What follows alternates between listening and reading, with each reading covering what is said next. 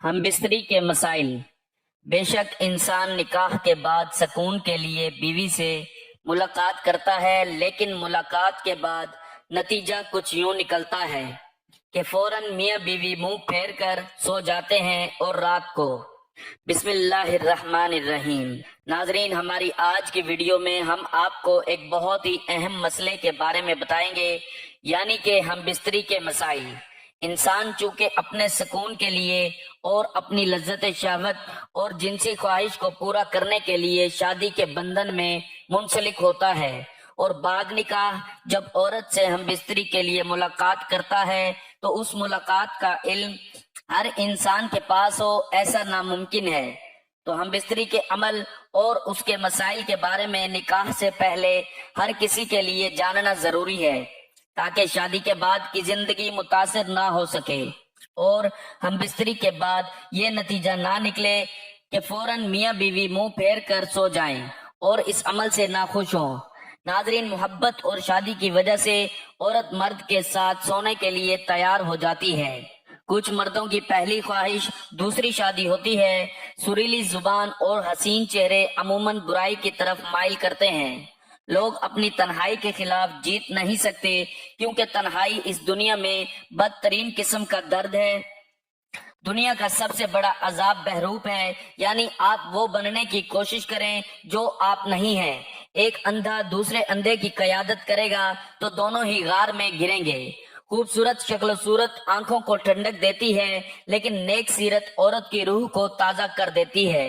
ناظرین، دنیا بھر میں شادی ایک ایسا موضوع ہے جس میں ہر کسی کی دلچسپی نظر آتی ہے، لیکن کچھ ممالک میں بعض خواتین کے لیے یہ دن خوشی کی بجائے صدمے کا باعث ثابت ہوا ہے، اور شادی کی رات ایسی خوفناک کہ جسے وہ چاہیں بھی تو نہ بھلا سکیں۔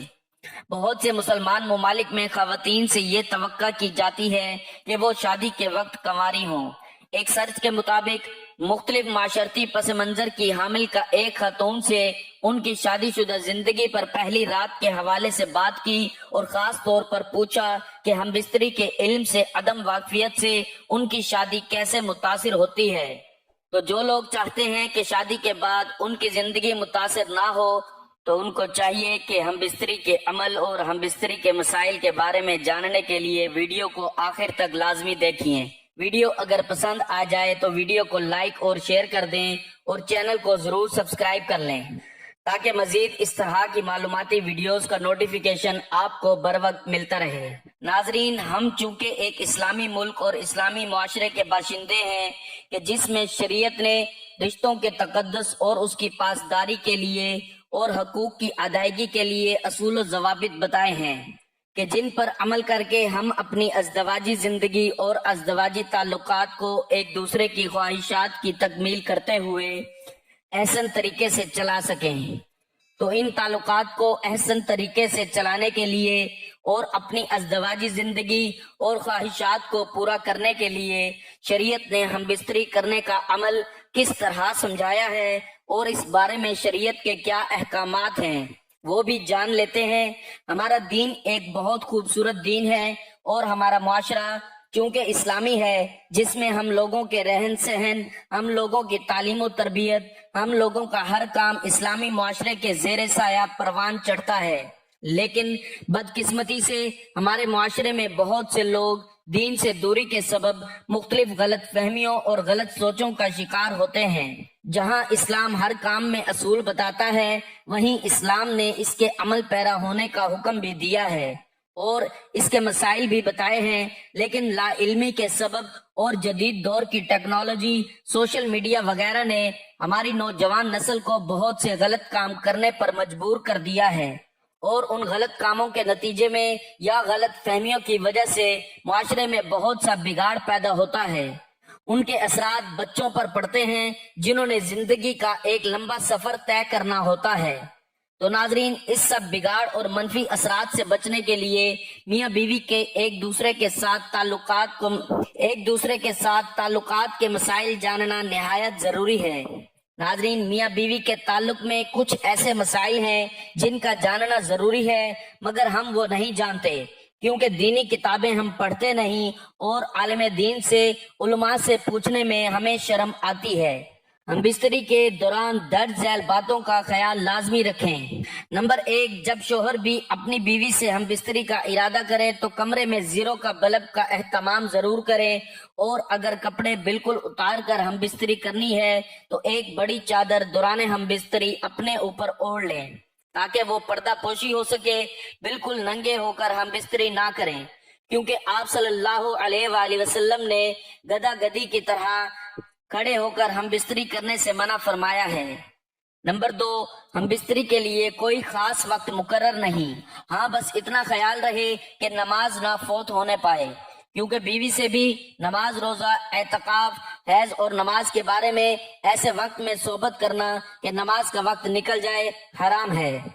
نمبر 3، عورت کے اندر مرد کے مقابلے میں 100 گنا زیادہ شہوت ہے، مگر اس پر حیا کو مسلط کر دیا گیا ہے، تو اگر مرد جلدی فارغ ہو جائے تو فوراً اپنی بیوی سے جدا نہ ہو بلکہ کچھ دیر ٹھہرے پھر الگ ہو تاکہ بیوی بھی فارغ ہو سکے۔ نمبر 4، جماع کے وقت کسی اور کا تصور کرنا بھی زنا ہے اور سخت گناہ ہے۔ نمبر 5، مرد اور عورت کو ایک دوسرے کا ستر یعنی شرمگاہ دیکھنا، چھونا جائز ہے، مگر حکم یہی ہے کہ مقام مخصوص یعنی شرمگاہ کی طرف نہ دیکھا جائے، اس سے نسیان یعنی حافظہ کمزور ہونے کا مرض ہوتا ہے اور نکاح بھی کمزور ہو جاتا ہے۔ نمبر 6، مرد کا اپنی بیوی کی چھاتی کو منہ لگانا جائز ہے، مگر اس طرح کے دودھ حلق سے نیچے نہ اترے، یہ حرام ہے، لیکن ایسا ہو بھی گیا تو توبہ کریں، مگر اس سے نکاح پر کوئی فرق نہیں آتا۔ نمبر 7، ہم بستری سے فراغت کے بعد مرد اور عورت کو الگ الگ کپڑے سے اپنا ستر صاف کرنا چاہیے، کیونکہ دونوں کا ایک ہی کپڑا استعمال کرنا نفرت اور جدائی کا سبب بن سکتا ہے۔ آج کل کے جدید دور میں ٹیشو کا استعمال نہایت آسان اور مفید ہے، گھر میں ایک ٹیشو کا پیکٹ ضرور رکھیں۔ نمبر 8، ہم بستری سے فارغ ہونے کے بعد دوسری مرتبہ صحبت کرنا چاہتے ہیں تب بھی اپنی ستر یعنی شرمگاہ لازمی دھو لیں، کچھ وقفہ دے کر۔ بہتر یہی ہے کہ وضو کر لیں، ورنہ ہونے والے بچے کو بیماری کا خطرہ ہے۔ نمبر 9، جماع یعنی ہم بستری کے کچھ دیر بعد، مثلاً کم از کم آدھے گھنٹے کے بعد غسل کر لیں، اس سے صحت اور تندرستی بھی ہوگی اور مرتے وقت حضرت سیدنا جبرائیل علیہ السلام کی زیارت بھی ہوگی۔ نمبر 10، جماع کے بعد لڑکے کی پیدائش کا ارادہ ہو تو عورت کو فوراً دائیں پہلو کروٹ لینے کا حکم دیں، اگر نطفہ قرار پا گیا تو انشاءاللہ لڑکا ہی ہوگا، اور اگر لڑکی کی پیدائش کا ارادہ ہے عورت کو بائیں پہلو کروٹ کا کہیں، عورت فوراً بائیں کروٹ لے لے اور کچھ دیر لیٹی رہے تو انشاءاللہ لڑکی پیدا ہوگی، اور اگر اولاد کے حصول کا ارادہ ہی نہیں تو مباشرت کے فوراً بعد عورت بھی کھڑی ہو جائے۔ نمبر 11، جماع کے فوراً بعد پانی پینا صحت کے لیے مفید نہیں، لہٰذا کچھ وقفے کے بعد پانی پی سکتے ہیں۔ نمبر 12، مباشرت کے بعد حالت جنابت یعنی ناپاکی کی حالت میں اور حیض کی حالت میں عورت منحوس نہیں ہو جاتی، جیسا کہ بہت جگہ رواج ہے، کھانا بھی نہیں بنانے دیتے، برتنوں کو ہاتھ بھی نہیں لگانے دیتے۔ یہ جہالت ہے، بلکہ اس کے ساتھ سونے میں بھی حرج نہیں، عورت کا حالت حیض میں اگر شہوت کا خطرہ ہو تو الگ سو جائے۔ نمبر 13، عورت سے حیض کی حالت میں صحبت کرنا جائز نہیں، اگرچہ شادی کی پہلی رات ہی کیوں نہ ہو، اگر اس کو جائز جانے تو کافر ہو جائے گا، یوں ہی اس کے پیچھے کے مقام میں بھی صحبت کرنا سخت حرام ہے۔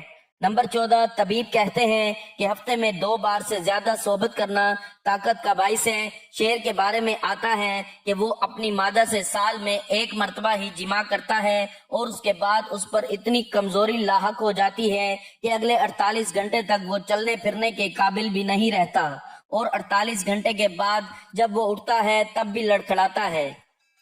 نمبر 15، جو بچہ سمجھدار ہو اس کے سامنے صحبت کرنا مکروہ ہے۔ نمبر 16، عورت سے جدا رہنے کی مدت 4 مہینے ہے، اس سے زیادہ دور رہنا شریعت میں منع ہے، کیونکہ حضرت عمر فاروق رضی اللہ تعالیٰ عنہ نے ایک ایسی عورت کی حالت دیکھی جس کا شوہر جہاد کے لیے گیا تھا اور 4 مہینے سے زیادہ وقت گزر چکا تھا، تب بھی آپ نے یہ اعلان کیا کہ 4 مہینے سے زیادہ بیوی سے دور رہنا نہیں چاہیے۔ نمبر 17، قیامت کے دن سب سے بدترین مرد اور عورت وہ ہوں گے جو اپنے راز پردے کی باتیں اپنے دوستوں کو سناتے ہوں گے۔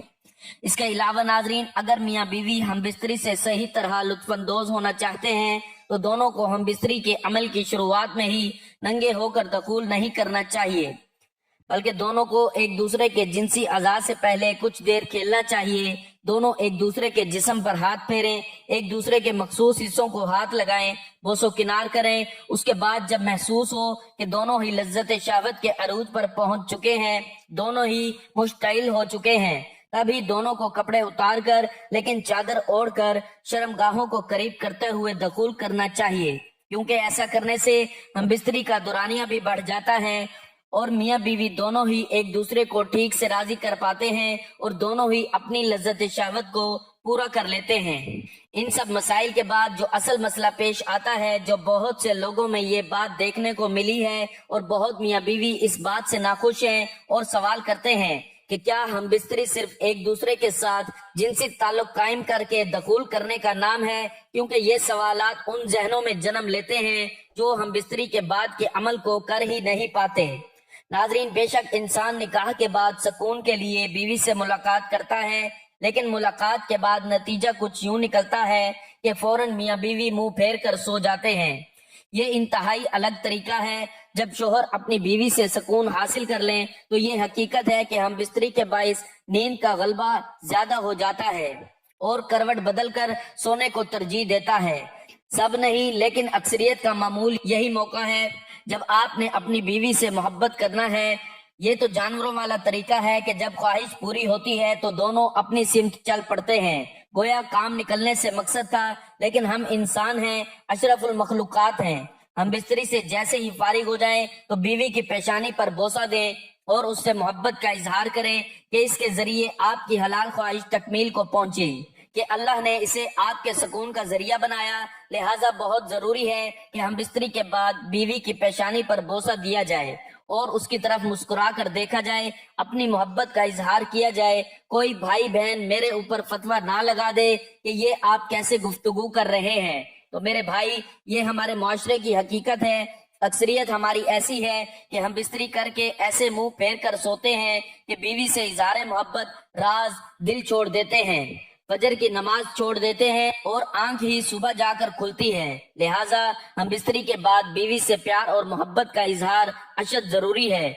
गोया ये आप उसे अपनी मोहब्बत का एहसास दिला रहे हैं कि अल्लाह ने हमारे दरमियान रिश्ता कायम किया और उसी रिश्ते के तौफैल आपने मेरी ख्वाहिश को पूरा किया। ख्वाहिश पूरा होने के बाद जानवर भी मुंह फेर कर चल पड़ते हैं। हम इंसान हैं, हम अशरफुल मखलूकात हैं और सबसे बड़ी बात, हम उम्मत मोहम्मद सल्लल्लाहु अलैहि वसल्लम हैं। इन अल्फाज के लिए माजरत, अल्फाज सख्त हैं लेकिन जरूरी हैं। तो ये थी नाजरीन हमारी आज की वीडियो के जिसमें आपको हम बिस्तरी के मसाइल के बारे में बताया गया है और निकाह के बाद हम बिस्तरी करते वक्त, मुलाकात के बाद आजकल के मुआशरे में क्या नताइज निकलते हैं, इन सब के बारे में भी आपको तफसीलन बता दिया गया है। इन मसाइल पर काबू पाते हुए और इन असूलों पर अमल करते हुए अपनी अज़दवाजी जिंदगी बहुत ऐसे तरीके से सर अंजाम दें कि जिससे आपकी जिंदगी में खुशियां ही खुशियां होंगी और बहुत ऐसे तरीके से आप जिंदगी के सफर को तय कर पाएंगे। उम्मीद करता हूँ मेरी ये वीडियो आपको बहुत पसंद आई होगी। वीडियो अगर पसंद आई हो तो वीडियो को लाइक और शेयर कर दीजिएगा और मेरे चैनल को जरूर सब्सक्राइब कर लीजिएगा, ताकि मजीद इस तरह की जिनसी मालूमात के लिए नई आने वाली वीडियोस का नोटिफिकेशन आपको बर वक्त मिलता रहे। मिलते हैं एक नई वीडियो के साथ। दुआ है कि अल्लाह ताला हमें एक दूसरे के हकूक